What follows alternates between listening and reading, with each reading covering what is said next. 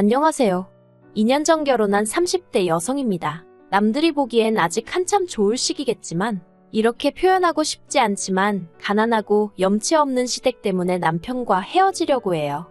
저라도 가진 게 많은 사람이라면 어떻게든 품고 가려고 했겠지만 너무 힘들어서 더는 못하겠거든요. 결혼이란 건 사랑만으론 되는 일이 역시 아니었어요. 남편하고는 회사 동료의 소개로 만났습니다. 사실 당시 제가 누구를 만나고 할 상황이 못 되었는데 회사 동료는 제 개인적인 사정은 몰랐을 테고 저는 또 거절을 잘 못하는 성격이거든요. 그래서 솔직히 별 기대 없이 남편을 만나게 되었네요. 약속 장소에 20분 정도 일찍 도착했는데 남편은 저보다도 더 일찍 나와 있었어요. 그래서 그게 좀 웃겼다고 해야 하나? 아무튼 처음부터 대화가 잘 통하더라고요. 게다가 남편이 말수는 많지 않은데 남이 얘기할 때 되게 성의껏 들어주는 사람이었어요.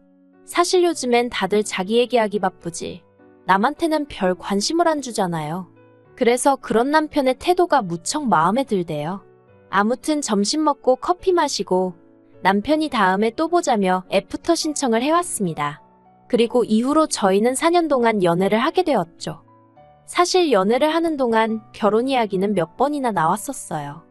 하지만 연애랑 다르게 결혼은 좀 더 이것저것 따질 게 많았고 특히나 늘 돈이 문제였지요.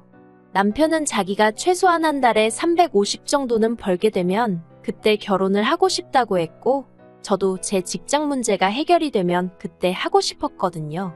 참고로 남편의 경우 연애 내내 월급이 270에 머물러 있는 상황이었어요. 제 경우에는 월급은 300에 일 자체는 힘들지 않았는데 직장과 집 사이의 거리가 문제였고요. 너무 멀었거든요. 출퇴근에만 좋게 4시간은 걸렸으니까요. 그래서 이직을 하려고 여기저기 이력서를 넣어봤지만 생각만큼 일이 잘 풀리지를 않대요. 그리고 그러다 보니 어느새 연애만 4년씩이나 하게 된 거죠. 그러다 제가 2년 전, 그러니까 결혼 직전에 정말 운 좋게 이직을 하게 되었어요. 자세히 얘기할 순 없지만 동종업계도 아니었는데 취미로 따놓은 자격증 몇 개가 큰 도움이 되었네요.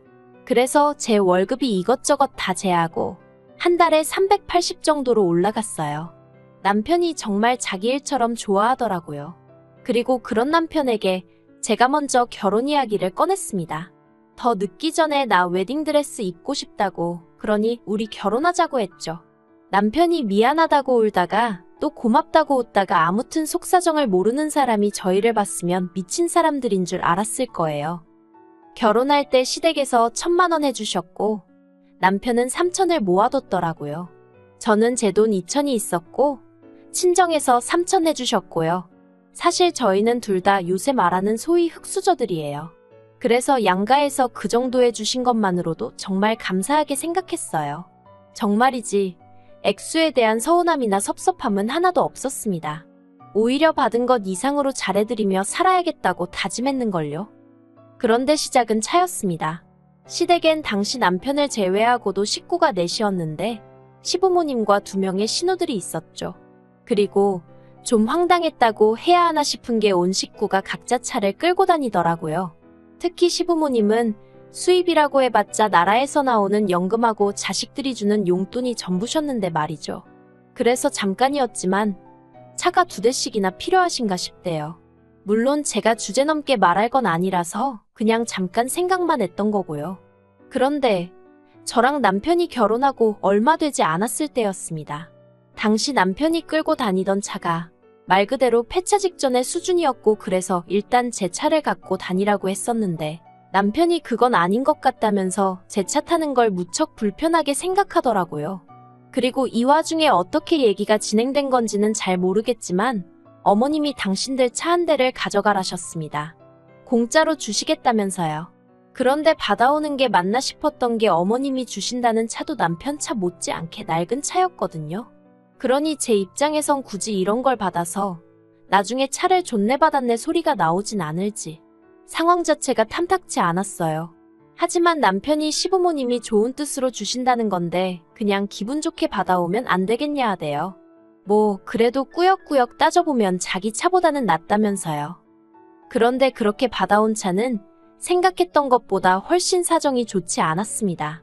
남편은 괜찮다 괜찮다 했지만 카센터에 가져가니 이것저것 고치는 비용만 400을 부르더라고요.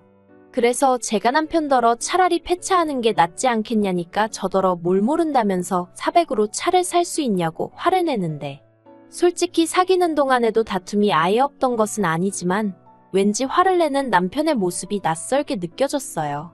그리고 나중에서야 느꼈지만 주제나 상황이 뭐건 간에 시댁하고 관련이 있으면 남편은 쉽게 매번 버럭버럭 하더라고요. 돌이켜 생각해보니 자격지심이었나 싶기도 하네요.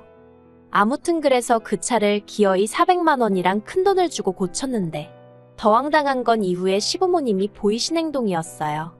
시댁과 저희 집은 차로 30분 정도 걸리는 거리로 멀지는 않지만 결코 가까운 거리도 아니었거든요.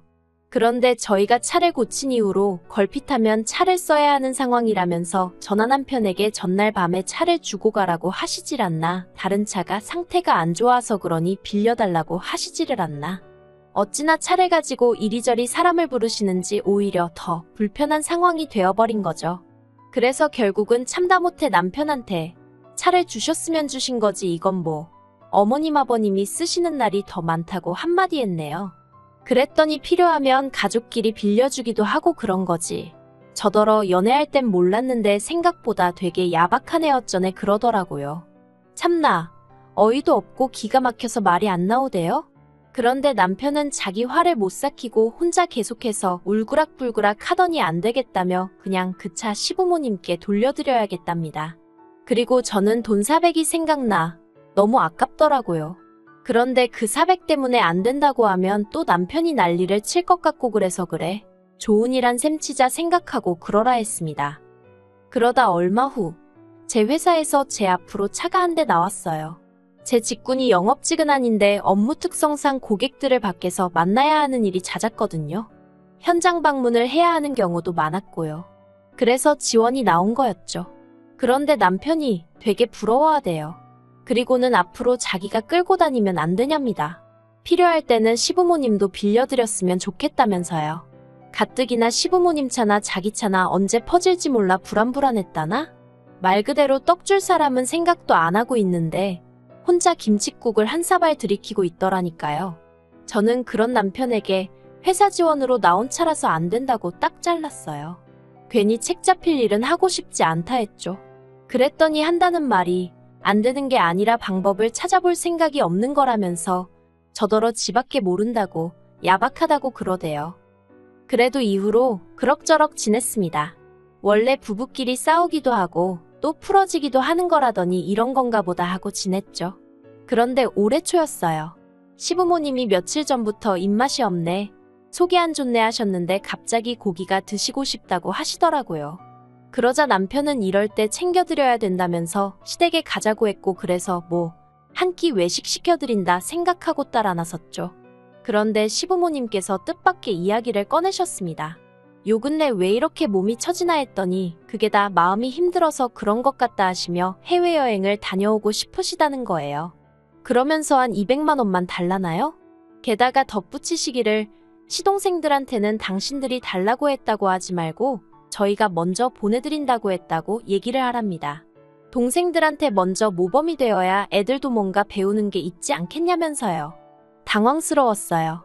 그래서 제가 시부모님께 남편하고 상의해보겠다고 하곤 남편 표정을 슬쩍 봤는데 표정이 굉장히 어둡고 언짢아 보이더라고요. 그래서 저는 시부모님의 부탁이 남편에게도 부담스러웠나 보다고 생각했습니다. 그런데 그건 제 착각이었어요. 시댁에서 나와 집으로 돌아오는 길에 남편이 저한테 먼저 말을 걸기를 상의해보겠다는 게 무슨 뜻이냐대요. 그냥 기분 좋게 당연히 보내드려야죠. 그렇게 말할 수는 없었냐면서요. 어이가 없어서 지금 우리 형편의 시부모님이 200만 원만 달라 하시면 척척 내드릴 만큼 여유가 있는 게 아닌데 무슨 기분 좋게 당연히 보내드리겠단 소리를 하냐고, 말이 되냐고 그랬어요. 그랬더니 남편이 시부모님은 이날이 때까지 제대로 어디 놀러도 못 다니고 사셨는데 불쌍하지도 않냐며 저한테 막 소리를 지르대요. 이때는 저도 정말 화가 머리 꼭대기까지 나서 나 때문에 여행을 못 다니셨냐고 왜 나한테 짜증이냐 그랬어요. 그리고는 여행 보내드릴 거면 당신 능력으로 보내드리던지 알아서 하라고. 이건 뭐 상의도 아니고 무조건 나만 나쁜 사람을 만드니 대화하고 싶지 않다 했습니다. 그랬더니 남편이 저더러 진짜 못됐다면서? 친정에 하는 거랑 너무 비교된다나요? 사실 그 무렵 친정부모님이 여행을 다녀오셨어요. 해외도 아니고 제주도로요. 그리고 자식된 입장에서 그래도 모처럼 여행을 가신다는데 말로만 잘 다녀오세요 하기가 그렇더라고요. 그래서 제가 30만 원 챙겨드렸습니다. 솔직히 결혼한 이후로 친정부모님이 저희에게 물질적으로 잘해주신 건 없었어도 틈틈이 저희 남편이 좋아한다 하니까 김치도 보내주시고 비싼 건 아니어도 제철 과일도 보내주시고 그래서 모처럼 챙겨드려 봤어요. 하지만 30만 원 드린 거랑 해외여행 간다고 200만 원 내놓으라는 거랑 비교를 하는 건 말이 안 되잖아요. 그리고 이 일로 저는 저희 결혼 생활에 무척이나 회의감을 느끼게 되었습니다. 사실 청약통장 때문이긴 했어도 혼인신고도 안 한 상황이었는데 돈 관리도 따로 하자고 결론이 나버렸거든요.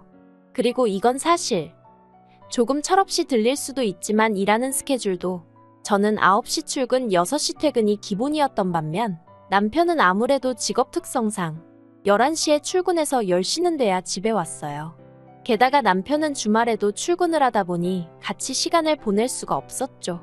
그래도 연애 때는 남편이 어떻게든 짬을 만들어 저랑 시간을 보내려고 했었지만 결혼 후에는 그런 노력도 별로 없었고요. 물론 그걸 탓하는 건 아닙니다. 남편도 다 잘 살아보려고 그랬던 거니까요.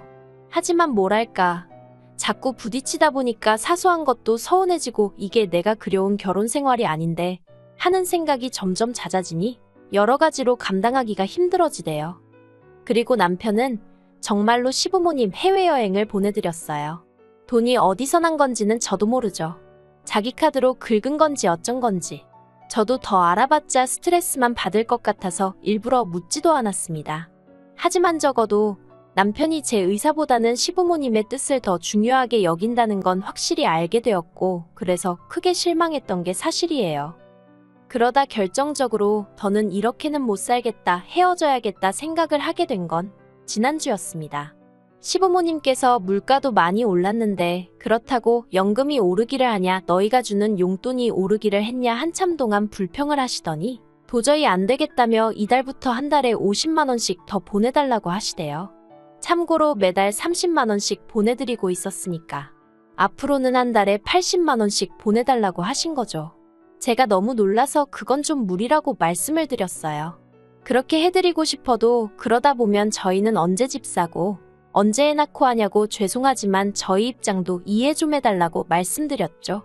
그랬더니 시부모님이 그래 네 말도 맞는 말이다 하시면서도 그래도 둘이 버는데 늙은이들 쓰라고 그 돈 몇 푼을 더 못 주냐면서 서운하다 하시더니 남편더러 너도 그렇게 생각하냐 하시는데 남편이 저만 노려보고 있더라고요.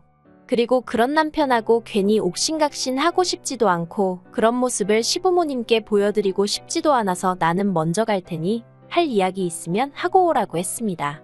그리고 저도 저대로 마음이 상해서 제 차 끌고 먼저 집에 왔어요. 집에 와서 남편이 저녁을 먹고 올 건가 어쩔 건가 생각하다 뭐 한다고 내가 그런 생각을 하고 있나 싶어서 먼저 저녁을 챙겨 먹었습니다. 그런데 그때 남편이 들어오더니 뭐랄까 마치 일부러 저 들으라는 식으로 한숨도 막 크게 쉬고 엄청 거슬리게 행동하대요. 그래서 제가 남편더러 할 이야기가 있으면 그냥 하라니까 진짜 서운하다면서 무턱대고 안 된다고 할 게 아니라 자기랑 같이 방법을 찾아봐야 하는 거 아니냐입니다. 그래서 제가 남편더러 방법을 찾긴 무슨 방법을 찾냐고 우리 수입이야 뻔할 뻔짠데 갑자기 50만 원이나 어떻게 올려드리냐고 당신 그 정도 계산도 못하냐고 따졌죠. 그랬더니 남편이 저더러 직장만 좋은 직장 다닌다고 되는 게 아니래요. 사람이 먼저 돼야 한다면서 그렇게 악착같이 손에 든 걸 쥐고 있으려고만 하고 내려놓질 못하면 안 된다나요? 정말 말 같지도 않아서 그만하라고 했어요. 그리고 그날 저녁 세상 모르고 잠든 남편 옆에서 이제는 헤어져야겠다는 생각이 들대요. 저도 뭐 내세울 것 없는 집에서 태어났고 지금도 별 볼 일은 없지만 그래도 저희 친정부모님은 저에게 뭐라도 하나 더 해주지 못해서 미안해하시는 분들이세요. 그런데 어째서 시부모님은 자식한테 하나라도 더 받아내질 못해 안달이실까 싶은 게 평생 제가 감당하며 살 자신이 없더라고요. 그리고 그러다 보면 남편한테 저는 갈수록 지독한 억척스러운 여편네로만 보일 텐데. 저 정말 그렇게 살고 싶지 않았거든요. 그래서 이튿날 남편에게 우리 더 복잡해지기 전에 헤어지자 했습니다. 이제라도 서로 갈 길 가자고요. 나는 당신이 당신 부모님께 잘해드리는 걸 뭐라고 하고 싶은 생각은 없지만 같이 할 자신이 없다 했네요. 그러자 남편은 지난밤과 마찬가지로 한숨만 내쉬더니 자기를 이렇게 배신하는 거냐입니다. 뭐라 할 말이 없었어요. 차라리 자기가 잘못했다 미안하다 했으면 저도 흔들렸을지도 모르겠는데 배신이라니. 더는 대화를 해봤자 소용이 없겠구나 싶어서 마음대로 생각하라고 했네요. 전세 계약은 어차피 얼마 후면 끝나서 집주인한텐 재계약 안 할 거란 얘기만 해뒀어요. 보증금 나오면 계산 똑바로 해서 각자 목 나누고 미련 없이 보내주려고요. 남편이 혼자 시부모님 생활비를 대가면서 살 수 있으려나? 잠깐 그런 생각도 들었는데 뭐 그거야 그쪽 사정이잖아요. 습관처럼 하던 남편이나 시댁 생각도 차차 기억에서 날려버려야죠. 저는 저 혼자 사는 거에 대해서는 걱정도 부담도 없어요. 오히려 스트레스의 원인들이 사라지는 거니 더 잘 살지 않을까 하는 생각도 들던걸요. 그리고 욕심이겠지만 만약에 저한테 다시 누군가가 오면 그때는 정말 그 무엇보다도 저를 1순위로 쳐주는 사람이면 좋겠다는 바람입니다.